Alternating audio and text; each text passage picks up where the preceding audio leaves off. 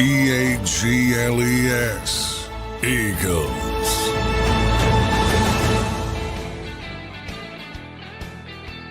And welcome in, everybody, to a Monday edition of Birds 365 following the NFL Combine and just 1 week away from the start of NFL free agency, the legal tampering period, as it's widely called, and it's the legal negotiating period here on Birds 365. So a lot to look forward to this week and also a lot to recap in what happened this weekend. Johnny Mack, a good Monday morning to you. Thanks to everybody for being here on this Monday, and a big thanks to Fritz Bianculli Law Firm for sponsoring the show today.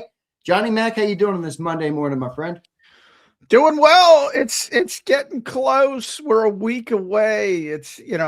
I believe the clocks spring forward this weekend too. It's going to be 70. Oh. There's like a little bit of hope.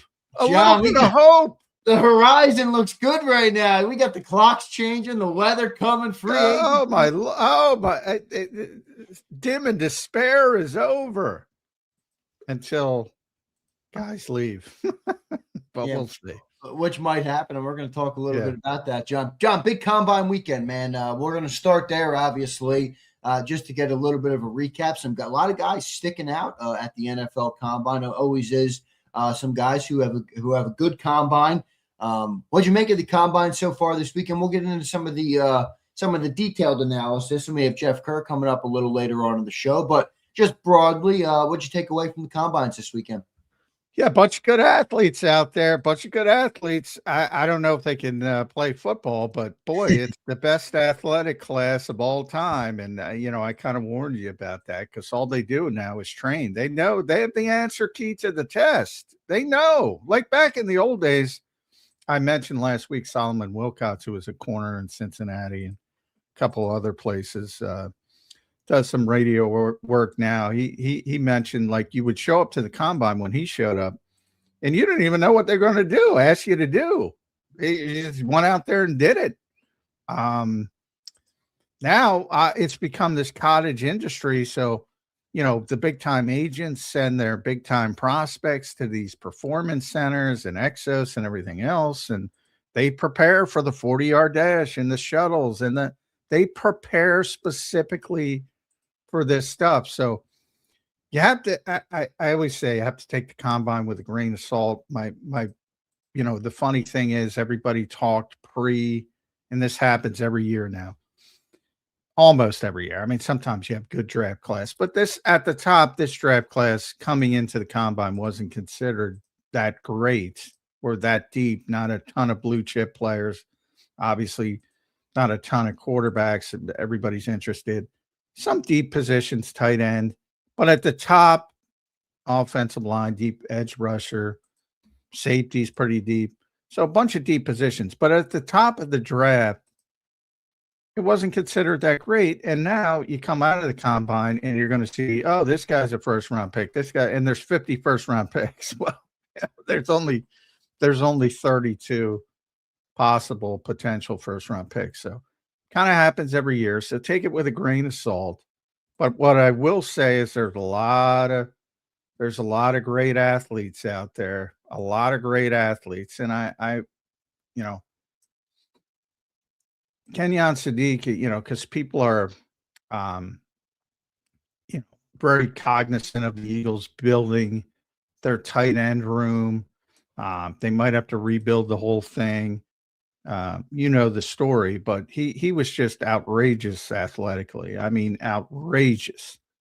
And, the old joke, they compare it, he ran faster than Odell Beckham Jr. at 241 pounds. He had a better vertical leap than Julio Jones, who's going to go to the Hall of Fame coming out.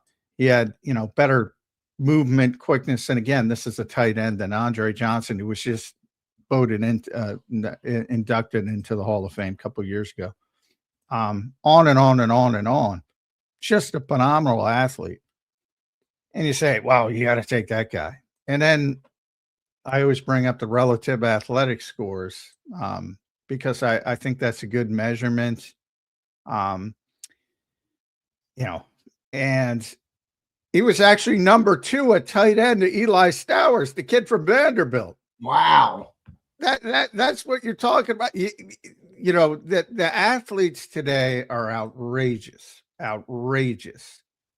So, you know, it's great, but you got to see if they can play football. And that's the more important part. Yesterday was the offensive lineman. It was like, you know, we're going to have Devin Jackson on later in the week. I'm going to try to get Ian Cummings, our old buddy, who's one of the great draft people. Devin was out there. Eagles talked to, I think, every offensive lineman there to, again, point out that that's very important to them. So, you know, part of the process, probably overweighted, I think, by the general publics. Again, the most important part is the medical stuff that goes on behind the scenes. And now we'll have the pro days coming up, the top 30 visits. It's all a big piece of the pie, but the biggest piece of that pie is always the film and what they do on the field. No doubt about it. John, good breakdown. You're right, though, man. A ton of crazy good athletes out here at the combine. The Kenyon Sadiq, I thought is interesting. The Eagles met with a bunch of tight ends. They did not meet with Kenyon Sadiq, or at least the last I read, they had not met him. But he did set an all-time record for the fastest tight end at the combine, a 4.3940. If I remember correctly, that's a tick faster than Saquon Barkley was, John, at the NFL. That's what I'm talking about. I mean, it's amazing. Yeah.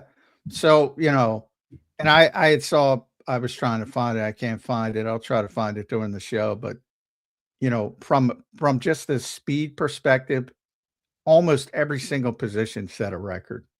I think there was one that didn't, just as a group. So, I mean, again, these guys are training for this. And, you know, it's like track stars training for, you know, 40-yard dash. And they do that at the performance center. So you have to be very careful. They have the answer key, like I said, but a bunch of good athletes. You're not going to be looking for athletes in this draft because it's just, they're outrageous. So, you know, they're not all going to be great. So that's why I say be a little cautious with it. Yep, no doubt about it. For those who did not see the combine and you're looking for just a quick recap, I'll just give you a couple of the standout names. John mentioned most of them. Sonny Styles, the Ohio State linebacker, he impressed early, one of the better performers in the entire combine. He ran a 4.4640 at 233 and dominated in his drills. Arvell Reese, another Ohio State player, an edge rusher, also ran a 4.46, tremendous player, or at least had a tremendous combine. David Bailey had a good combine. Kenyon Sadiq, Eli Stowers, as John mentioned, those guys. Lorenzo Styles, John mentioned. Toriano Pride.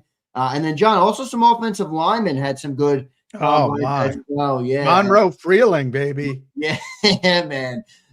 John, I love it because anybody who listened to Birds 365 for the last week and change, maybe 2 weeks, started to hear some of these names. You brought up Blake Miller a bunch, the Clemson player. You brought up Monroe Freeling, a couple other guys that you brought up, and now you're starting to hear a lot more about them as you get closer to closer to the real stuff.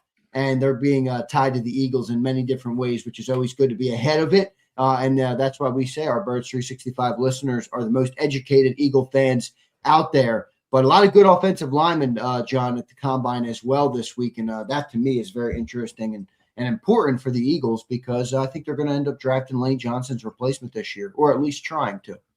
Yeah, and I think you got, when you talk about the first round, you got 6 potential first-round tackles. And I think, that coming into it, I think because of groupthink, I think Freeling and Blake Miller were sort of the last ones. So you have the kid from Miami, Mauigoya. You have Caden Proctor, which Eagles fans have heard a lot of. You have the 2 kids from Utah, Spencer Fano, Caleb Lomu. Yep.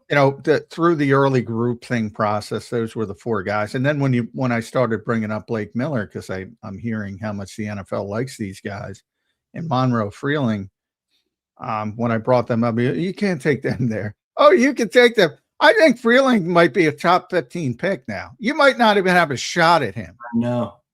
Yeah. So I look at all those guys, and then you see, I think they're sort of easing past Proctor and Fanu, maybe not Fanu, but Lomu. I saw one mock draft have Fano to the Eagles at 23, so I think he's fallen a little bit relevant. That would be a really big fall for him. Yeah, I don't think he's going to fall that far, but you get my point. Is that Miami guy, is he emerging as then tackle one? Because I thought Fano. Yeah. That Miami dude. Yeah, that dude is a unit. Well, it only takes one team, so Fano's still a really good athlete. I think there's no way. I just bring it. That's the first time I've seen him mock that low. Okay. That's the only reason I bring it up. But Miller specifically, Blake Miller, Monroe Freeling, because they're such good athletes, and Howie gave you that little indication they're going to look a little bit towards athleticism with the new running scheme. So we'll see if that factors out. Maybe I'm putting too much weight on that, but I Freeling specifically because of how well he performed. I don't even think he's going to get to the Eagles. So things change quickly. But as I always say, it's not, when you hear about guys moving up and down the board, it's really not realistic. What happens is, people like me and people who cover the league, we just get more information to put them in the right spots. Right. It's not like they're going, oh, I all of a sudden love this guy. Well, how much of the new information is relevant to the teams too? I mean, you point out to people who cover the game, and obviously you're not, you don't have a staff of 50 staff working for you like the teams do. But how much of the information do you think is new or changes the board of maybe like the Eagles, their actual team?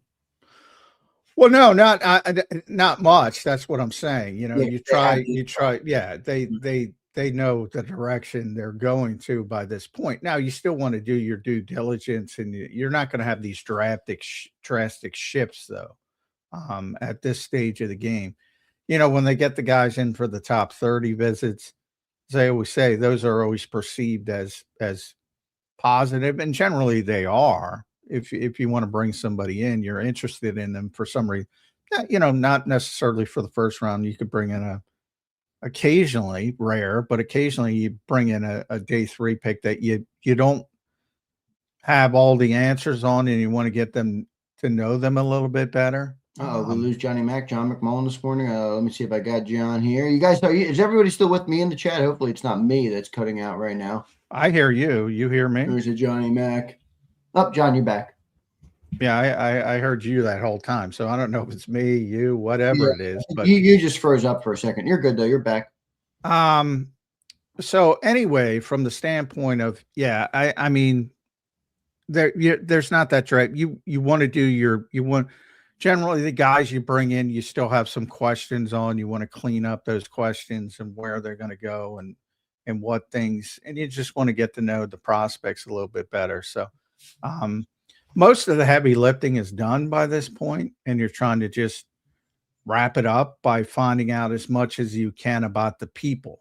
Howie Roseman always says, you want guys who love football. You do. And how do you figure that out? Well, those are more of the, sort of things behind the scenes that you try to feel out a kid. You try to talk to the people. You try to talk to as many ex-coaches, as many teammates, ex-team, and say, hey, sometimes you're talking to one guy to ask questions about another guy, who might have been his teammate, and try to get the feel for them as people. But from where they are as prospects, from both a physical and athleticism standpoint, and then where they are with the film, I mean, that stuff is they're deep down that path already.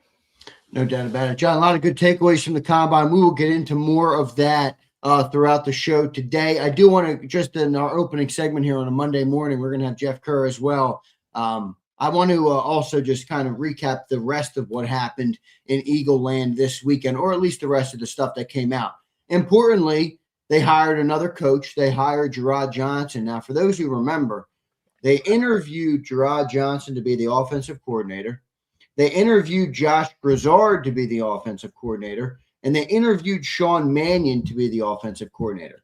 Sean Mannion ended up with the offensive coordinator job. Josh Grizzard has been hired now as the pass game coordinator, and now Gerard Johnson is the new hire, and he has also been hired to the Eagles staff. So 3 of their candidates, John, for offensive coordinator have been hired to the staff. Tell us the latest on Gerard Johnson and his addition to the coaching staff. Yeah, late addition.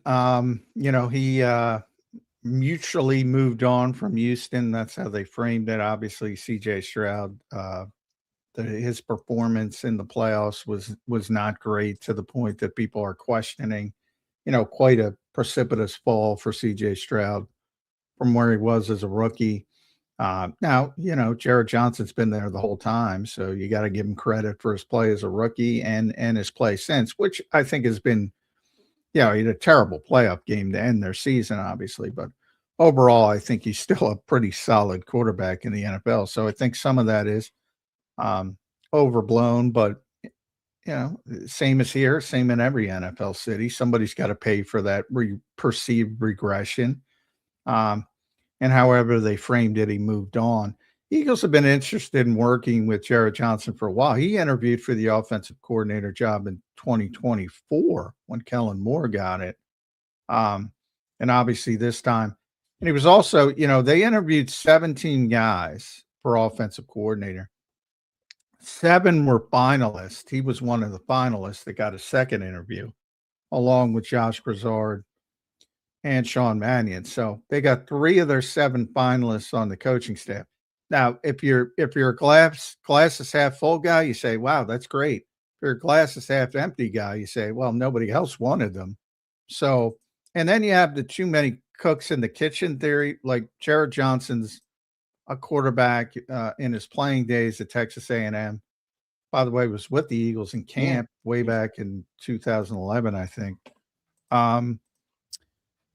So he's a quarterback in college at Texas A&M. He's been a quarterback position coach in the NFL. His assistant kind of broke through as the assistant quarterbacks coach in Minnesota before he went to Houston as the quarterbacks coach. Well, the Eagles already named Parks Frazier the quarterbacks coach. So they have a quarterbacks coach. They have an offensive coordinator in Sean Mannion, obviously. They have a passing game coordinator in Josh Grizzard. So where does he fit? We don't know yet because the Eagles haven't decided yet. My guess is he's going to be a senior offensive assistant, that type of thing with the titles. But again, his expertise is quarterback. So Sean Mannion's a former quarterback. Parks Frazier is a former quarterback coach in the position. Josh Grizzard, not a former quarterback, but he's the passing game. But you got these 4 minds plus Nick Sirianni around Jalen Hurts. Is that too much? I don't know. That's the way the NFL is going.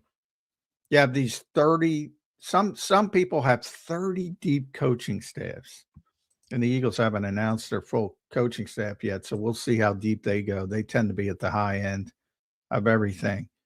Some teams have gone over 30. I remember, I'm old. So, you had a head coach, an offensive coordinator, a defensive coordinator, a couple of position coaches, and you roam back in the 70s. Now you got 30 deep trying to get these players to play at optimum levels. So, the optimistic part, you never have enough good people. He worked with Nick Sirianni in Indianapolis when he was the offensive coordinator there. The Eagles have obviously liked him for a long time. So I don't think it can hurt, but how much will it help?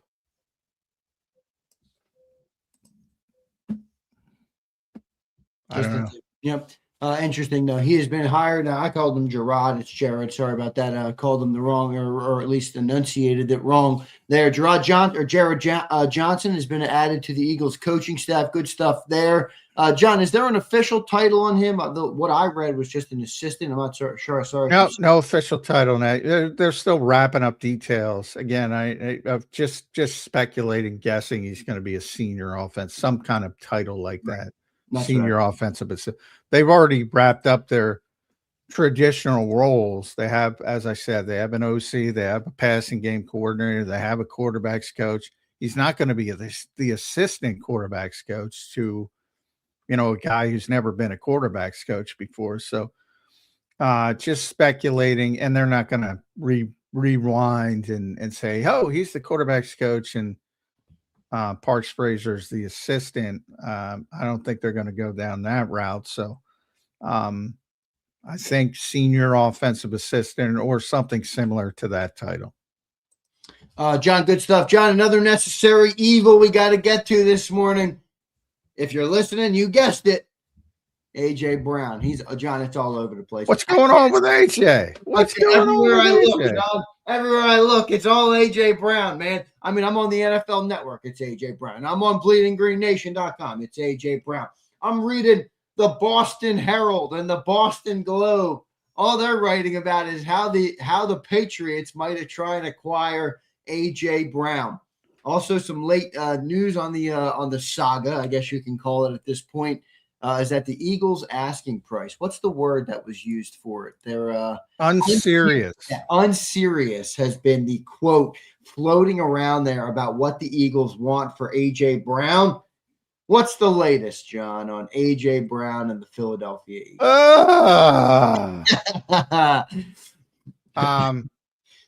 The combine was a little bit early again, pre-agency, for the most part, the legal negotiation period starts March 9th. So you're still kind of, I don't want to say early in the process. It's creeping up. It's a week, but you still have time to saber rattle. Shouldn't use that since we're at war. By the way, hope everybody's safe out there and our troops. But from a football perspective, there's still some time to posture. I'll use that term. What I've heard is the Eagles have asked for a first round pick and another premium pick. So that means day 2, second or third. That is kind of unserious when you think about it. The best comp is DK Metcalf last year.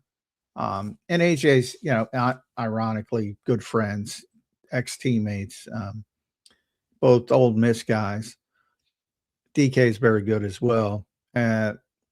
And that was I believe the 52nd overall pick going to Pittsburgh, giving up the 52nd overall. And then there was a pick swap, day 3 pick, 6th and 7th round.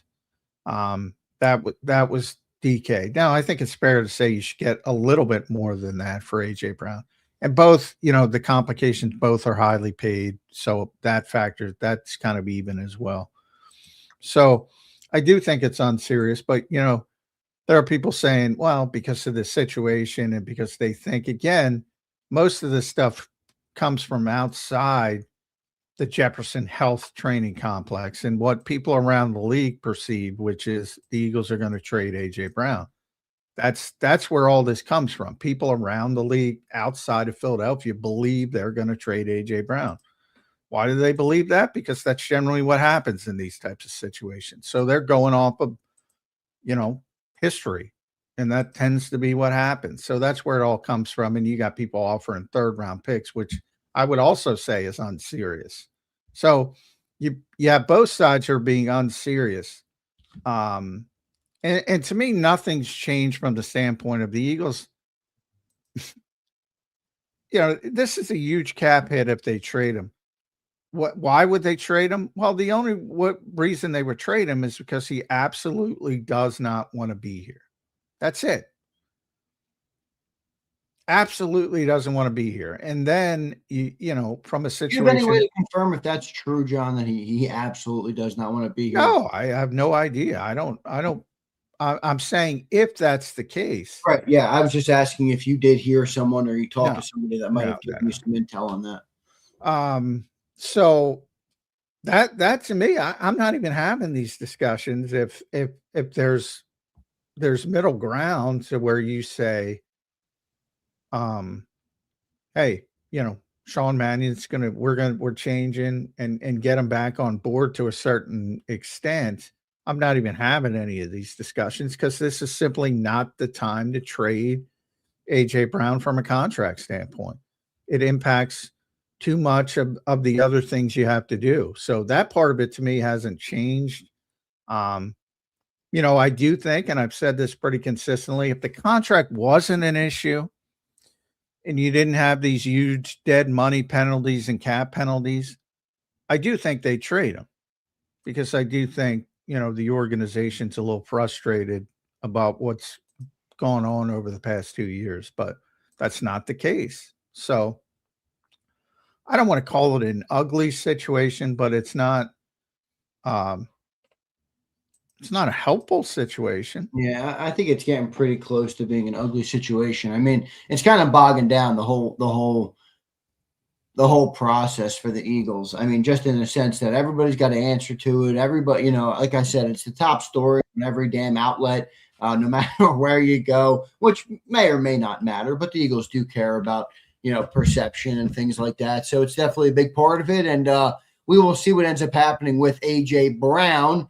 Obviously had a hit on that. But, John, a good weekend in the NFL with the Combine wrapping up. And as we pointed out at the start of the show, 1 week away from the legal negotiating period, John, as we call it here on Birds 365. 1 week away. You know why we call it that, Zander? Because that's what it's called. That's the truth. That's right, John. No matter what anybody else writes and no matter how many times they say it, it's never been used by the NFL. One of my pet peeves, by the way. Yeah, but if you don't hit them with the legal tampering period, some of our great listeners might not know what the hell we're talking about, because everywhere else they read it, it's called the legal tampering period. Well, I would direct them to the dictionary and look up oxymoron. It is the most clear-cut oxymoron out there, is that the legal tampering period. Yeah. So I used to, for some reason that was a big stickler with Jody, because he's been saying it for so long. He's been on the air for so long. And I'm like, dude, they've never called it that. Never. And he said, where did it start? I don't know where it started. Well, it's just because it's cooler to say, I guess. I don't know. Maybe. Well, we'll see what ends up happening in that legal negotiating period, and if anything comes from the Eagles. John, any update real quick before we move in? We got Jeff Kerr coming up here in a second. Looking forward to talking to Jeff Kerr. John, I've been gauging your AJ meter. It's been 53.47. Last we checked in with you on that after the weekend of updates and things that came out.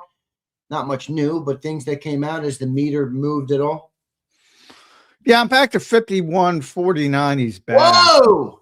The meter has dipped. Yeah, gone back to. He'll be back. I just, knowing Howie and how stubborn he is, it's not going to give him away for lesser value. It's so difficult they have so many things to do. I think it'll be more like the Zach Ertz situation. And if he does trade it, it'll go into the season at the trade deadline if things continue to go poorly. And that's probably a wrong thing to do. This is just from an asset standpoint, this is the time of year to get things done. Again, putting the salary stuff aside, which you can't, just from an asset standpoint, this is the time where you're going to get the most, because everybody has budgeted. Everybody has their whole budget. Everybody has all their assets as far as draft picks and things like that. So they can give you the most right now. But I just think Howie's stubbornness, and again, they have so many things to do to strap yourself from a cap standpoint. This is going to impact you in other ways. So I'm back to 51%. He's back. Wow, interesting. I thought you were going to go the other way, or maybe break the 53 number that we have yet to break, but you went the other way. Interesting stuff this morning. Appreciate everybody being here. Don't forget to hit that like button. A good opening segment here as we get back into another week and just 1 week out from free agency. So it's going to be a big week next week as well. So a lot of good conversation here in the offseason right now in Eagle Land. I want to thank everybody. Don't forget to hit that like button. Rasputin, good to see you, brother. Hollywood Hogan, what's up, Hogan?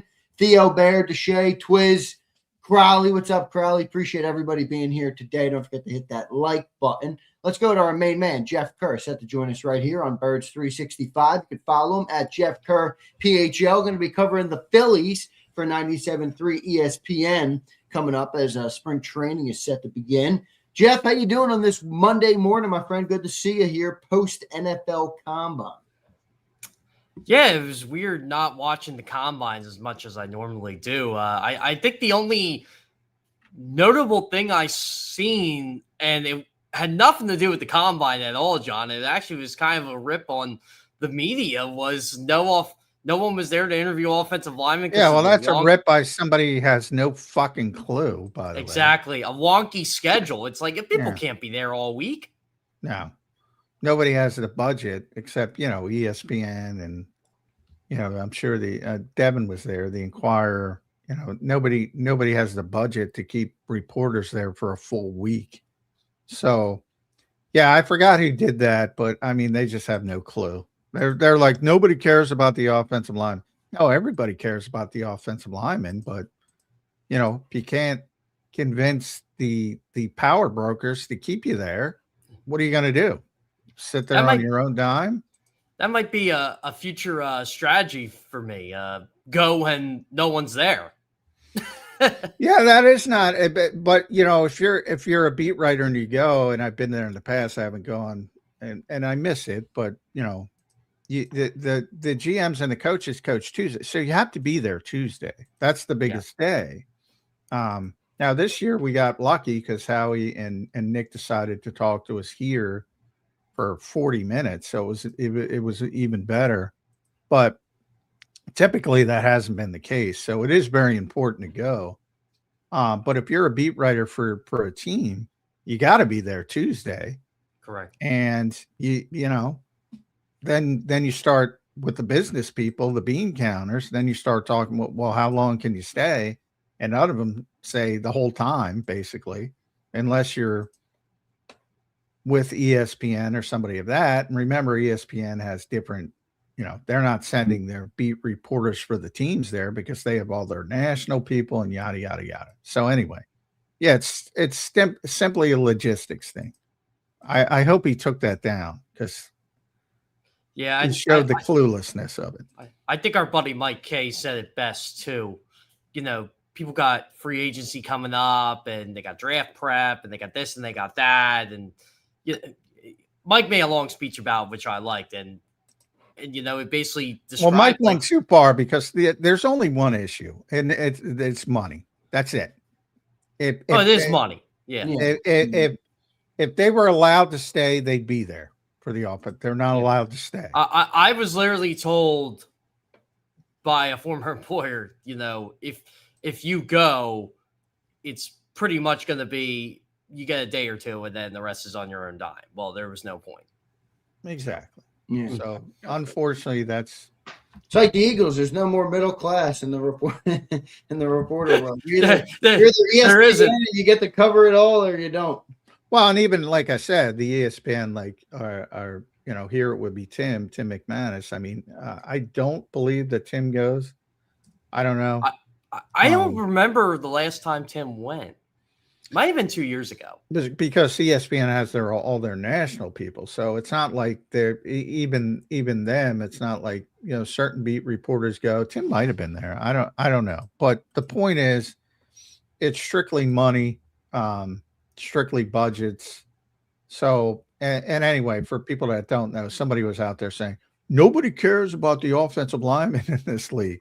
No, everybody had to get out. Yeah, everybody cares.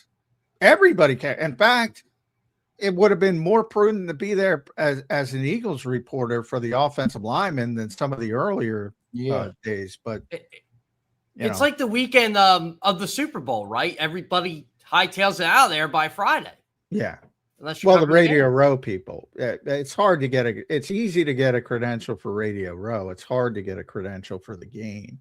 So there's a million people there for Radio Row, and then they all bail by Friday because they can't go to the game anyway. So, the Super Bowl's a little bit different, but yeah, that's what's going on with the combine. And it is a good idea if you just want to if you're a young reporter, and you're doing it on your own dime, trying to break through, yeah, go late in the week because nobody's there. And, everybody's looking for content. Now people will steal your content without crediting you. But maybe that could be a trick too, because then at least people will, if they steal your content, but if they quote tweet you or have you at the bottom of like an X, like your name at the bottom of an X account, they'll be like, oh, maybe I might be smart and follow that person. Yeah, right. Credibility. Credit could increase your credibility. Yeah. So anyway, good tangent, Jeff. Good tangent to start the show. Well, Jeff, what'd you make of the combine weekend? Outside of what you saw, Jeff, I was saying to John, it feels like I can't escape the AJ Brown. I mean, I'm trying to research because I was in the Smoky Mountains at the end of last week through the weekend. So that's a fun trip. Yeah, it was great, but I didn't really have a chance to consume the combine like I was able to last year. So I'm researching this morning before the show. I got up nice and early and researching. I'm like, holy shit, everywhere I look, it's the first headline is still AJ Brown on every freaking website. But what were your takeaways from the NFL Combine as it relates to the Eagles? I think there was some interesting stuff. They met with a lot of tight ends. They met with a lot of secondary guys. They met with some secondary people, some edge players, a lot of athletes stood out at the Combine. What did you take away, Jeff, from the Combines this weekend? So back to the AJ Brown stuff here. I'm kind of with John. I'm leaning toward them keeping him. I mean, I really do believe it's kind of 50-50. I feel it's Howie Roseman saying to teams, hey, look, in a way he's available. Give us your best shot. Give us something that would let us move him. If not, we're keeping him because we just don't trade away good players. And that's just how I felt the entire time. It's like, okay. I mean, if you want to offer a first-round pick, it's like we'll listen. We'll keep you on the line, but offer us a third. Forget it, man. Like we're not trading this guy. What He's do you too think about good. the unserious part, though? Like a lot now people are saying, okay, the Eagles' asking price is unserious. It's a first and an additional premium pick, which I guess it should be unserious. I mean, honestly, that's just how I feel with players, especially of his caliber. If you want him, trade a premium to get him. You have to give up something to get something. And I get the contract. Dude, I mean, a first and a third or a first and a second for an almost 30-year-old wideout making $32 million. That's rich. They traded the first and third for him too, and we weren't sure. We knew AJ Brown was good, but we weren't sure he was AJ Brown good.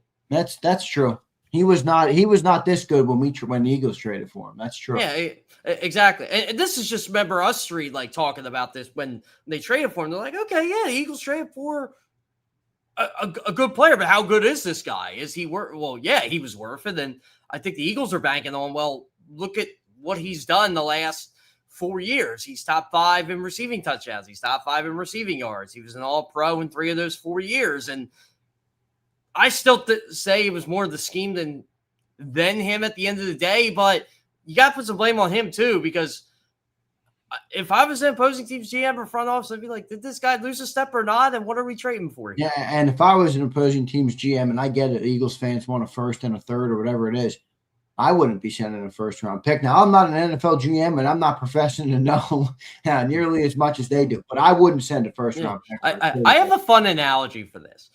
Because of all the Patriots AJ Brown talk over the past year, it feels so forced, like they're trying to will into existence, like the Knicks trying to will Joel Embiid into existence.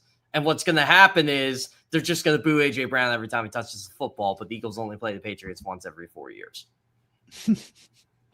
I don't know, but I mean, I think legitimately, AJ likes the Patriots, obviously. Mike Vrabel likes AJ and vice versa, even though they got off to a rocky start. They want a wide receiver, a big-time wide receiver, to get Drake May to the next level. I think, from the Patriots standpoint, they have legitimate interest in AJ Brown. I don't think it's about anything more than that. And then, they're trying to take advantage of what they think is a wounded animal from the Eagles' perspective. That's where I think all this comes from. in the trade speculation as a whole is, we how many times, Jeff, have you seen a disgruntled receiver and what happens? They get moved. Yeah, So they all get moved. When everybody shits on, and it's all been correct, whether whoever your favorite shit on person is, talking about AJ potentially getting traded back and all these times, it's all true, but it's all coming from outside of Philadelphia. It's what other executives believe. They believe the Eagles are going to trade AJ Brown. Doesn't make it true, but that's what they believe. And they believe it because that's what usually happens. I thought the Bills were never going to trade Stephon Diggs until they did. Always happens. I remember Stephon getting traded from the Vikings. It was like he did that shit on social media, and you're like, well, it's not going to be a big deal. Then that same afternoon, he was gone. He was gone in one afternoon. It's such a different era. I still think this city is just haunted by the TO stuff that happened 21 years ago, and receivers have a different way of acting now. It's not doing Sims in the driveway anymore. It's post cryptic stuff on social media. I kind of wish we got that. That'd be at least more entertaining. That was an entertaining day. If John was in AJ Brown's driveway and he was doing sit-ups, I'd be like, all right, we got some content here now. I was at training camp that day, Zander. I'll never forget it. I remember he took off and no one knew what happened. Then you heard afterwards he got kicked out of practice, and you get home and you see like Channel 6 and everybody's doing sit-ups on the driveway. Yeah. T.O.'s a wackadoo, but now it's more social media, and obviously, you go on different podcasts, or if you're CJ Garner, you just stream yourself. Teasing the reunion to the Eagles. And say some stuff, and sometimes it's a different world. It's a different world. And Jeffrey Lurie had to talk to him to tone it down. He did tone it down, but how did he tone it down? He didn't talk to anybody. But the AJ has this history of and it's not like T.O. It's not like other diva wide receivers. It's born out of frustration. We all know, well, people lied to themselves in 2024 because the Eagles won the Super Bowl, so I get it. This passing offense has been shitty for 2 calendar years. Shitty. Let's be honest. With A.J. Brown, Devontae Smith, and Dallas Goedert, they've had a shitty passing offense. And that's where AJ's frustrations that came in. Johnny said to you, he said to me, he said to a bunch of people about what frustrates him, and you get his viewpoint. So it's been going on for a long time. And look, you have this back and forth because Nick went to a very risk-averse philosophy, a very run-based scheme, and they won at a high level. So it's like, what are you going to do? If you win the Super Bowl, you're going to say, oh, we're going to change and we're just going to throw the ball all over the lot. No, it's understandable why they tried to run it back, but it didn't work. It fell apart. The frustrations just mounted further because this year he couldn't run the ball effectively too often. And you still couldn't throw the ball effectively too often. So it got pretty ugly. How do you convince him that it's going to be different? I don't know. Is that possible? I don't know. I mean, do you want to let AJ Brown, what AJ Brown wants, dictate how you run your team? You know what I mean? That's where I think you get into a territory where it's just not good. I mean, you don't want – I hate the phrase that people use, the inmates run the asylum. I'm not a fan of that phrase, but it fits. I mean, you don't want – It does, you don't want the players dictating to you how you run your team, how you play offense, how you do everything from soup to nuts. I don't think that makes any sense. Do you guys think a player hears this from again, how can I word it? Every time you kind of talk about what you want in this offense, you ever notice we lose football games? To me, I don't know. I always felt in the ultimate team sport winning was the thing, but apparently it isn't. Well, many people pointed that out last year, when they won the first 4 games when AJ was unhappy, and then when when he started getting his targets, that's when they had lost the 3 of 4 or whatever. I think I put out like one of those and I did it for fun, like just AJ Brown has 3 straight 100-yard games. By the way, the Eagles are 0-3 in those games. Yeah, to the Eagles' credit though, they've never deferred from what they wanted to do.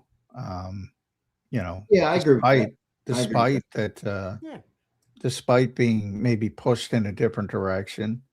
So I don't think it's gotten to that point. It's a difficult decision for Howie because, again, it has nothing to do with all of so many things that people talk about. It has nothing to do, in my opinion, other than does he want to be here? If he wants to be here, or is he at least open to being here, you don't trade him because this is not the time to trade him from a cap and dead cap and dead money standpoint. Or does he give you if he's not gone, the I'm here speech? Like, well, I'm here because. Yeah. And also from the perspective of, John, you've shed light on this a lot. This team has been really successful in the last 4 years. To the point where it's a hat tip with how many wins. They're bad seasons. John's been joking all offseason. They act like they're a 5-win team. They won 11 ball games, won the NFC East, and made the playoffs. Won the NFC East back-to-back for the first time in 2 decades. So think about what this team has been able to accomplish, recently, and how successful they've really been in the last 4 years. And we've said like too, to me, though, guys. I'm starting to wonder if that run of success is maybe coming to an end. Not to say that they're not going to be a good team, but when you lose a guy like AJ Brown, if he's gone or if they do trade him, are you able to maintain and sustain that level of success? I think it's going to get a lot harder. And Zander, adding to your point here, said they would trade AJ Brown. Everybody says Devontae Smith's number 1. I believe he is, but are we sure? Because now he's going to be the guy, not the other guy. It does change. I remember people thought, people thought Jeremy Maclin was the guy at one point when Deshaun Jackson and Jeremy Maclin had a big year in a very pass-heavy offense, but what I can tell you is the Eagles believe he's a legit wide receiver 1, Devontae Smith. Yeah. So that won't make them pause. No, and I think he'll rise up to the challenge and be really good for them. I don't think that's going to be the issue. We'll see what it ends up doing there. No doubt. Jeff, what do you make of tight ends, man? They interviewed 6 of them. They didn't interview Kenyon Sadiq or, whatever you make of the interviews, whether they're important or not that important. A lot of tight ends that have stood out at the combine. Jeff, what's the one guy's name I'm blanking on right now? Eli Stowers? Yeah, Eli Stowers. Yeah, he is Eli Stowers. Yeah. Very good one. That's the funniest thing to me. I mentioned that before. By the way, Eli Stowers, 45.5 vertical leap. 45.5 That's vertical insane. leap. How about deep running a 4.39, by the way? I looked at that too. Crazy, man. Yeah. Best broad jump. It was somebody named Ted Hertz from Georgia State, 11 foot 3 inches. Eli Stowers also 11 foot 3 inches, just slightly below Ted Hurst. It was hilarious to me. I wrote about this on SI.com if people want to see it, because everybody went nuts with Kenyon Sadiq. And I'm pointing out, look, these guys have the answer key to the test, Jeff. They get their agents, they go to Exos or some other performance facility.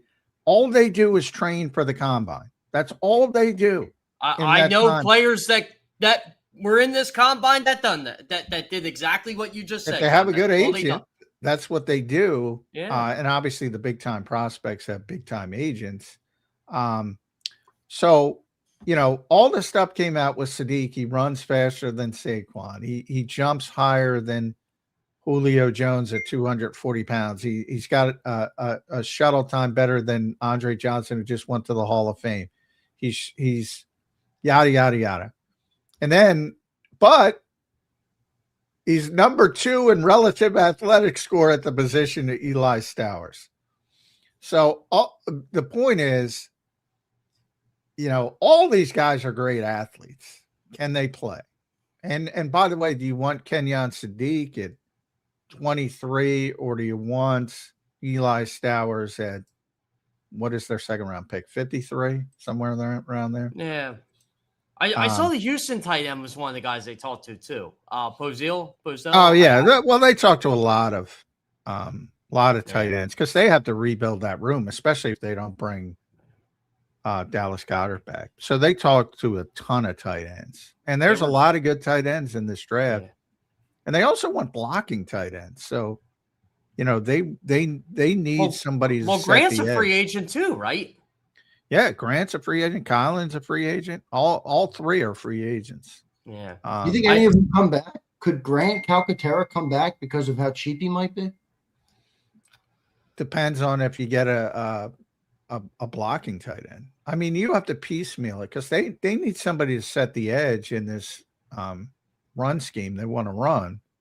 So that's why when I was looking at Charlie Kohler as a free agent for Baltimore, like Charlie Kohler would be a nice addition for them. Yeah, dude's like a athletic offensive tackle. I mean, he's not a pass catcher. He just but he can set the edge. He was like a 6th lineman for the Ravens for the last couple years, and then you could free up Andrews and Likely. It depends where you have it. If Dallas comes back, you need to find a blocking tight end, and then you could sign Grant or Kylan Granson to be your 3rd tight end. Sure. I mean, one of them can come back. They're both going to get the veteran minimum or close to it. But I mean, they need somebody who can block at that position. And Howie admitted that. And he admitted he has to evolve because he's always been enamored with receiving tight ends. I thought that was part of the problem last year. They just didn't have that blocking tight end. No, they were terrible in run blocking from the tight end position. And they played so much 12 and 13, comparatively speaking. And they had nobody who could block. That Dallas is typically in his career had been good, but he fell off in that aspect. He's also in his 30s too, so it's understandable. So the numbers get you paid now. They need it, but yeah, the tight ends. So Sadiq ran a 4.39, which is the best ever for a tight end ever. He had the best 10-yard split, Sadiq, so that shows quickness. Best vertical leap, which shows explosion, was Stowers. Broad jump, explosion, Stowers. 3 cones, Sam Rouse from Stanford, another guy they'd be interested in as more of a blocking type. The athleticism is crazy. And that's why I don't get too caught up in it. Because you're going to get good athletes. Can they play, Jeff Kerr? That's what we're going to figure out. I mean, I'm pretty sure Sadiq can play. I'm pretty sure Stowers can play. The kid from Oklahoma, what's his name? I can never pronounce his name. Kanak? The tight end? Yeah, Jaron Kanak. I think that's how they say it. I got to look up. I don't. Yeah, I got to look up pronunciations for a lot of these guys. Max Clare didn't jump out. John Michael Gillenborg did some nice things. He's from the Wyoming kid. Yeah, Wyoming. Martin Klein wouldn't be a bad fit here. Yeah, but you can go all the way down to Jack Indries from Texas. He's okay. You should be able to find some tight ends in this draft. Justin Jolie or Jolly, however you pronounce it, from NC State. Oscar Delp, but they found he had an injury. A lot of talk about him coming out of the combine, but it was funny because I was telling that story last week. He went up and said people think he's a blocking tight end, and every scouting report I read said he's a receiving tight end. So I don't know what Oscar thinks of himself. Kid from Notre Dame's pretty good too. Eli Raritan. All Notre Dame tight ends. Most Notre Dame players these days under Marcus Freeman, they're probably going to be good NFL players. Yeah, they have so many good tight ends. Cole Kmet went to Notre Dame. Michael Mayer, obviously. Michael Mayer's a free agent, isn't he? No. No, yeah, Would they sign him? No, he's still on his rookie deal. I think he's got 1 year left. Oh, okay. Yeah, that's right. Yeah, he'll be a free agent next year. But you keep hearing potential trade talk for Michael Mayer. That'd be a great fit. He can do both. He can block and catch. He'd be a great fit for the Eagles. So I get that. But I people assume Las Vegas will trade him because they have Brock Bowers. You need more than one tight end. Why trade him? I don't know. But maybe there's more potential for that now that it's coming into his last year. So he could be an option in a different way for the Eagles. So who knows? But one thing about the combine, Jeff, you go in and everybody's saying, well, it's a bad draft. It's a bad draft at the top. There's some deep positions. And you come out of it and everybody's a first round pick. This guy's a first round pick. This guy's a first round pick. And it all happens over the next 6 weeks. Yeah. There's like 50 first round picks. I'm not a mathematician, but I guarantee there's not going to be 50 first round picks. I can guarantee that. I said to a couple prospects and their agents this week, wait till you guys, and the agents know, but the players don't. Hey, wait till you hear. We might have lost Jeff. Did you lose? No, I got Jeff. No, I think it's my bad. It's my internet. Yeah. Anyway, I was saying that like a couple players and their agents know this, but I'm like, hey, wait till you guys start hearing all the really, really good and really, really bad things people are going to say about you over the next 6 weeks. That's true. Sometimes they say it on purpose, and the guys on the top. I told them. I told them it's all mind games, especially when it's your turn to get picked. Yeah. All right, coaching staff, baby. 7 finalists for offensive coordinator. The Eagles have hired 3. What do you make of that? What do you make of that, Jeff? Glass is half full or glass is half empty? I don't know what to make of it. I was about to say that to you, John. They bring in Gerard Johnson. I know he's worked with Nick before. He's interviewed for this job, 3 times now? Well, yeah, 2 interviews. He was one of the finalists, so they had 7 finalists. And he interviewed in 2024 when it went to Kellen Moore. So yeah, and he coached with Nick in Indy, so they like him, obviously. But yeah, I think it was more if he wanted out of Houston. I just think he was done with there and maybe wanted to reset and knows Nick and probably his representation contacted the Eagles. The Eagles were probably interested in having him, and voila, he's here. And I don't mind that many cooks in the kitchen. It's just, can you make the right What deal? about the cooks in the kitchen? Because you have an offensive coordinator and obviously Sean Mann. You have a passing game coordinator, Josh Grizzard. You have a quarterbacks coach in Parks Frazier. Now you have Johnson, whose expertise is quarterback. Probably, I would guess, in a senior offensive role because they don't have that was going to be my guess, senior offensive assistant. In the past when Marcus Brady was here, they did the old have the offensive guy help the defense. Maybe he does that. And sort of, but I don't think Vic needs advisement. So I don't know if that'll work. Vic will probably shoo him back over to his side of the ball. Yeah. So I don't know, man. But you see some of these coaching staffs come out. The Raiders confirm theirs. Some of them are 30 plus deep, Jeff.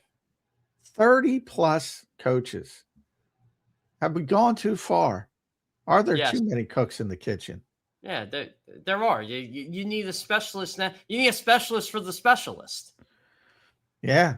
Well, they have the specialist. You're going to get head coach quality control. I saw that title for the first time.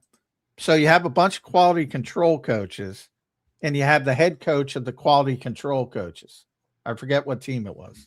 That would be a great podcast. Just if you could ever find a way to get every assistant coach in the room and be like, okay, what do you actually do? I would love to know. Like Office Space. So what is it that you do? That's exactly what is it that you do? for people that have their jobs, if you got that question, what would your answer be? What is it that you do as the head coach of quality control? I bet you get some interesting answers. Yeah. It's like the law of diminishing returns here. They keep adding and adding and adding. It's like at one point, does it not make sense?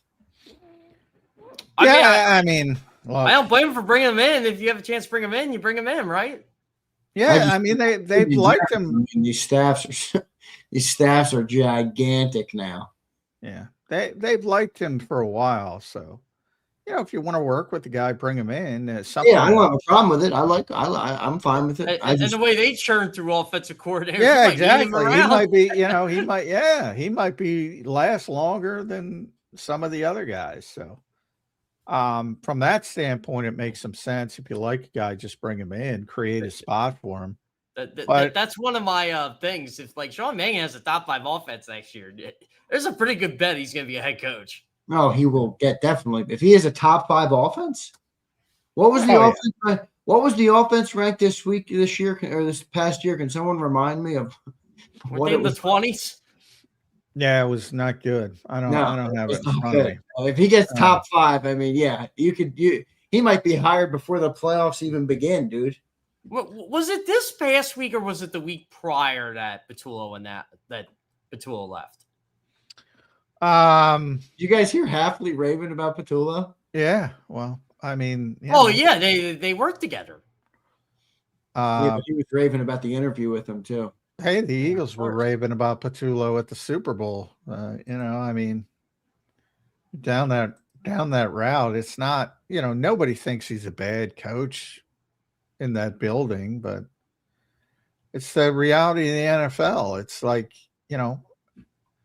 Chris Cooper. I talk about Chris Cooper all the time. It's not his fault, but I mean, he was not a success in Minnesota, and now he's in Philadelphia. It's shuffling of the deck chairs. It's every team does the same thing. Yeah, but can you be a good coach in theory and not be a good coordinator? Like, it's too different to me. I mean, or at least the play calling aspect is. I mean, I thought Brian Billick was a great offensive mind in the 90s, and he gets to the Ravens, and all of a sudden you take away Randy Moss and Chris Carter, and you take away some toys, and it's not exactly that great. Play calling to me is such a nebulous thing.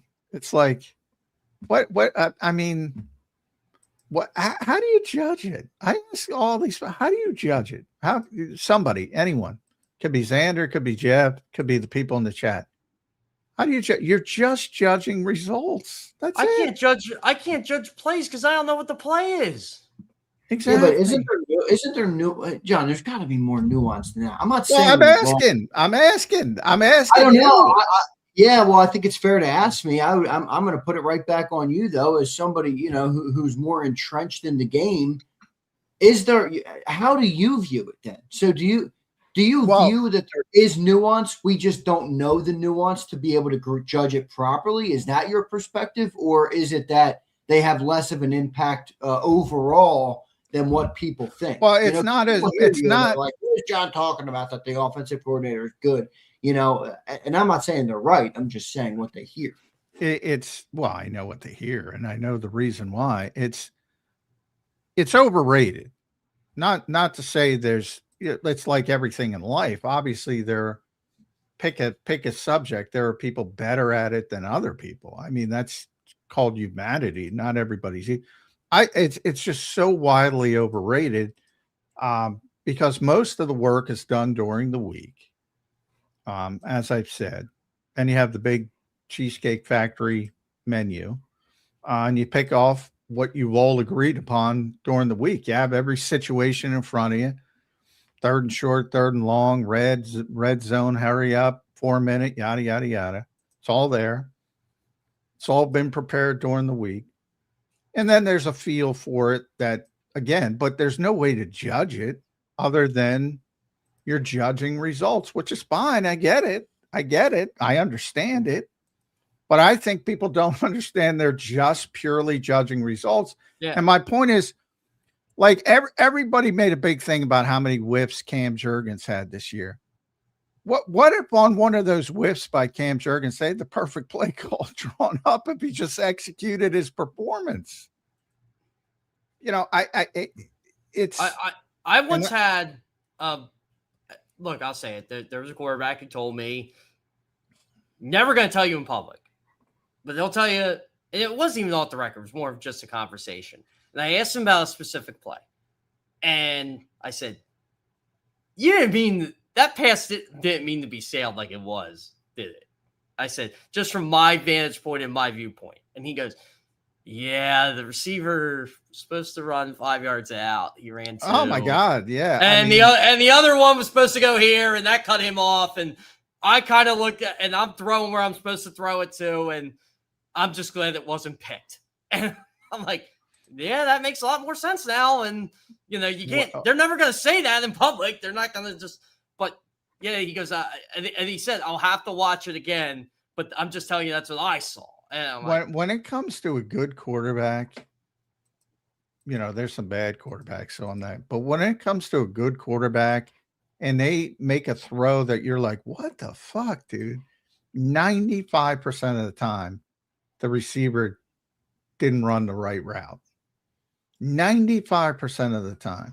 And it does happen a lot. Yeah, but doesn't decision making to get to that point have an impact on the results? I agree, John. Most of the judgment by the outside audience is done based on results, which is true for, by the way, a lot of things in life, not just play calling. But doesn't the decision have an impact on the result? In other words, if I make X decision, it increases my probability to have X result, which would be judged more favorably than if I made Y decision and it gave me Y result, which but there's no way to gauge it, is what I'm trying to say. Yeah. There's no way to gauge these guys just aren't going to break down and give us the knowledge that we were craving. And sometimes, you know, I ask about specific plays and I get really good answers, but you can't do it for every play. You know, I remember, I hate to pick on Jalen Reagor, but I'm going to pick on Jalen Reagor. I remember when Nick was really fired up. It was a game against the Giants where the receivers didn't run the right depth of routes. It wasn't even, you know, a wrong route. It wasn't, they weren't at the right depth, and it fucked up the play. And, you know, he's such a detail-oriented guy. He's like, and this was back when he spoke more openly. He was like, they got to be 12 yards, you know, and they're not in the right spot. And I'm like, wow, that's interesting. And I wish he would do that more if you're listening, Nick. And I think it's very helpful. Now, I get it from his perspective. Like, nobody looks at it like I do and says that's helpful. And he just is shut down. But he got really into it. Then I remember Kirk Cousins is a very honest guy. I like Kirk a lot. When he was talking about pure progression, we talked, Zander and I talked about that. It was, again, Jalen Reagor when he was out there. And it was that game. Remember, it was the largest comeback in NFL history. They broke the record. It was the Vikings and Colts. It was the largest comeback in NFL history. That was a Saturday game. I don't remember the game, but I remember the route. And Kirk Cousins is starting to heat up, and they're coming back, and they eventually did. And he throws this deep ball to Jalen Reagor. And I mean, Jalen Reagor isn't in the fucking zip code. And they benched him because he did it twice. And the old adage in football is, if you're a receiver, you can't fool the quarterback. You got to be where you're supposed to be. So I'm glad you brought that up because it happens a lot. It happens a ton. It's fun to talk to when they open up like that too, because, and again, they're not ripping the guy. It's, people are going to say that, but it's like, no, this is what happened. And when I brought it up, I said, hey, like I said, I literally brought it up like that. I'm like, hey, like, it didn't look like you meant to do that, or did you mean to do that? And someone wasn't there, or something happened because I saw this, and I just like the explanation I got. I'm like, that's good to know. Yeah. And then, you know, Doug Peterson, you know, said, hey, sometimes you have a bad play call on and the players save your ass. and you just got caught. You dialed up something, and the defense caught you, but a player made a play. The funny thing was, John, that play that I talked about, the next day I go on X and it's viral. Oh, what a terrible decision by the quarterback. What was he thinking? If only you guys knew.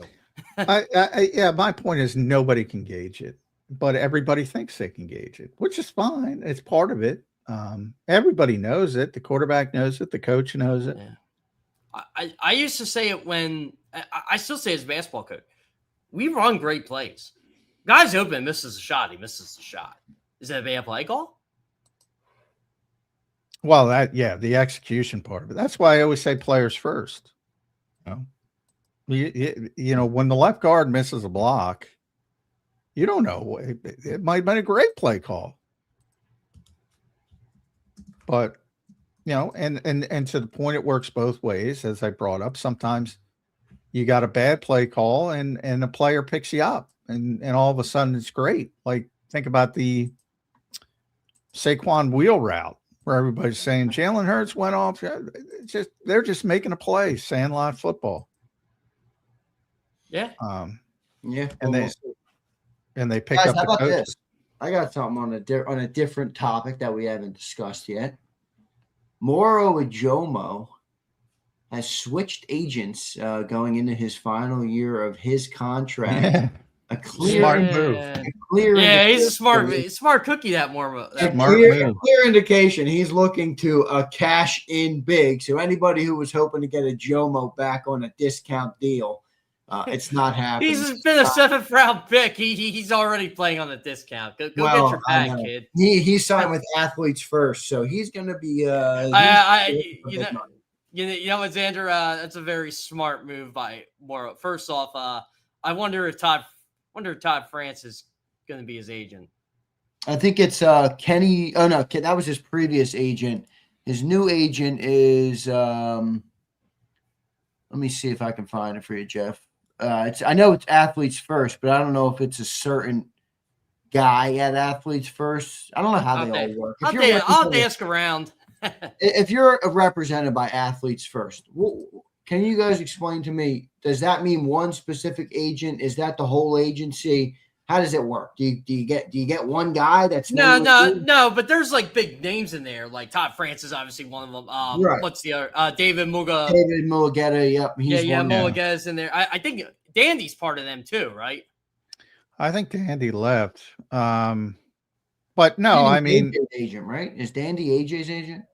No, Jimmy Sexton, I think is. Oh, Jimmy Sexton from CIA. But he does a lot. Yeah, he does a lot of coaches. Jimmy Sexton. Yeah, he does. He's the coach guy, but I think he's AJ. So I'm not 100%. I do like Jimmy and Tory Dandy. Yeah, I like a couple of Todd France clients. It's always and Moro will probably be the same way if it's Todd. I got to talk to Todd. I hear that a lot. I got to talk to Todd. Yeah, Moro's getting paid. Good for him. I'm happy for him.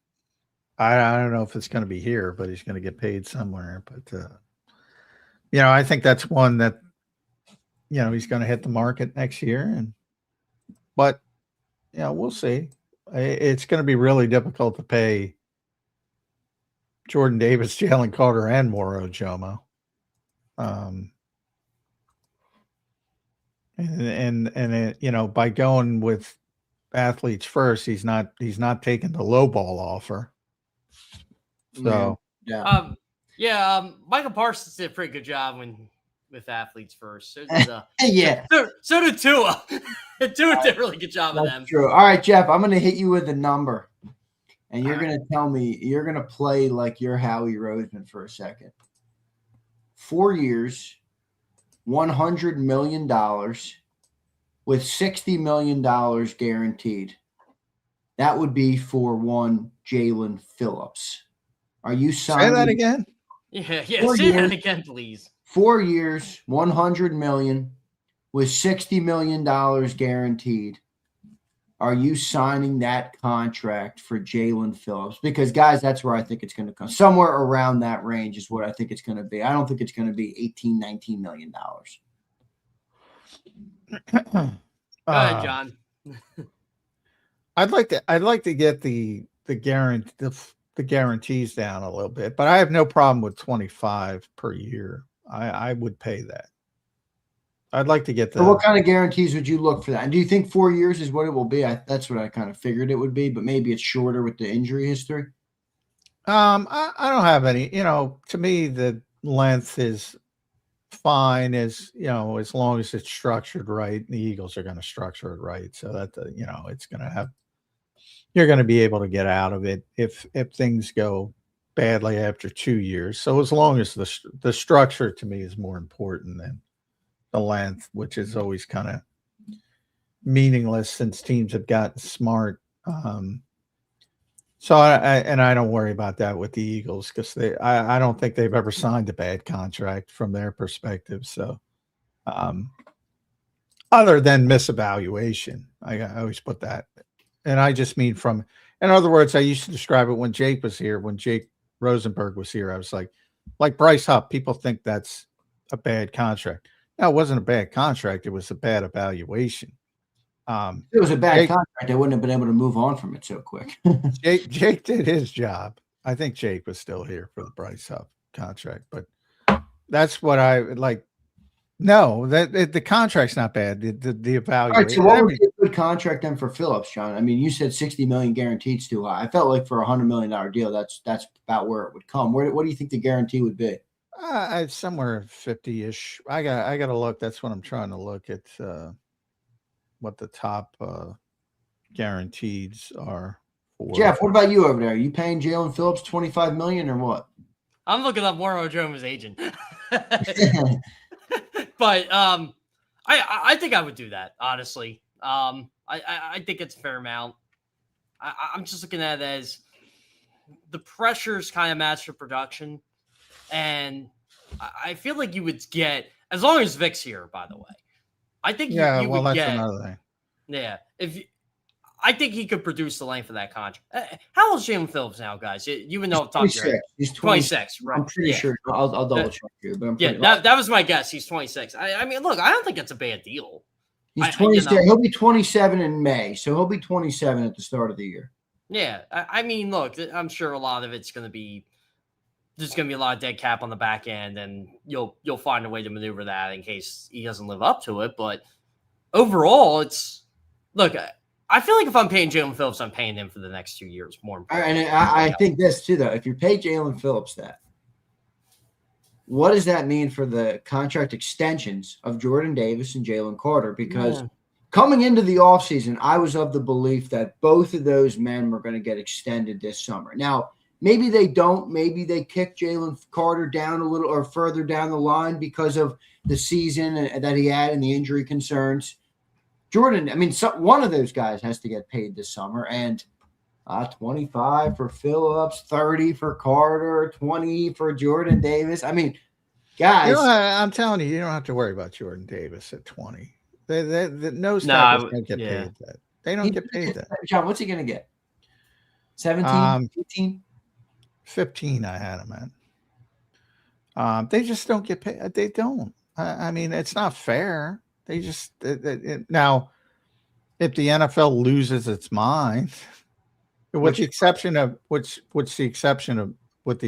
Dexter Lawrence, and I'm not talking about Chris Jones. I'm not talking about Milton Williams. I'm not talking about pass rushing defensive tackles, 3 techniques.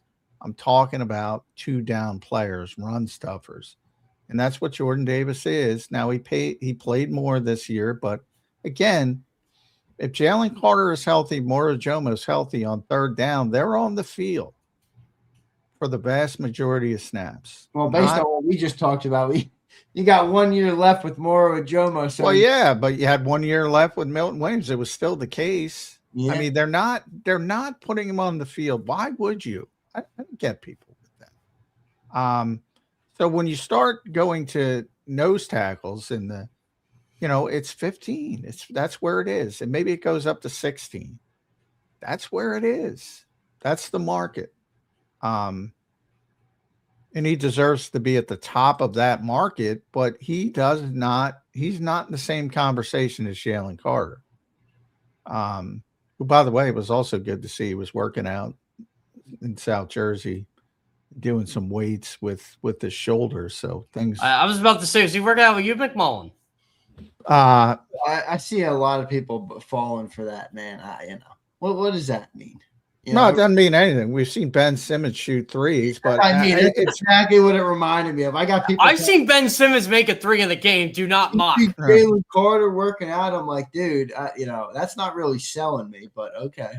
Well, I just mean from the perspective of, his shoulders not painful enough to. At one point last season, he was not lifting because he couldn't lift. So. It's a positive from that perspective. Well, did he get up? Was there an operation that took place, or was he did the PRP treatment where they take your blood, they spin it, and they put it back in, and supposedly that he just didn't show people like Bryce Harper. So I don't know if it's going to work, but. I would think what would work better is rest, and he's resting now. Obviously, he doesn't have to play, and not playing him 1,000 snaps a season. I think they have to be more cautious with that. See, that's where you pay more. That's where you play Moro a lot more, and then let him get his bag when he leaves. Yeah, well, Moro already plays a lot. We'll play him more. Who's got to play more? Ty Robinson. Get to it, Ty. Yeah.